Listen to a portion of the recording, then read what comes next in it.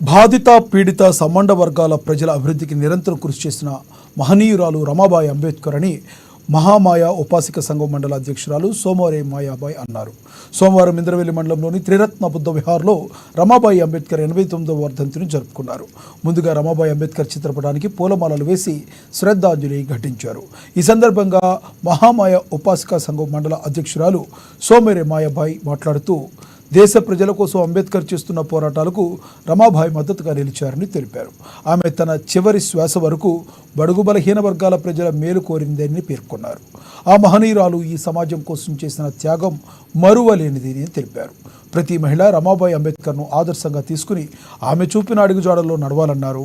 ఈ కార్యక్రమంలో Ambedkar memorial association మండల ప్రధాన కార్యదర్శి కామ్రాజ్, మహామాయ ఉపాసిక సంఘం సభ్యులు ప్రభావతి, మాయావతి, ఉషాభాయ్, లతాభాయ్, దళిత సంఘాల నాయకులు రాజవర్ధన్, గౌతమ్, లక్ష్మణ్, కుచ్రువా, దీపక్, దయానంద్ తదితరులు పాల్గొన్నారు.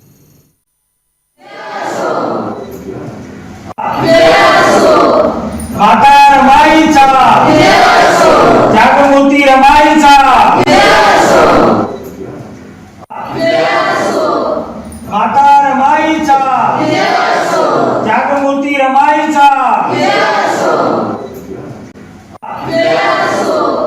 माता रमाईचा त्यागमूर्ती रमाई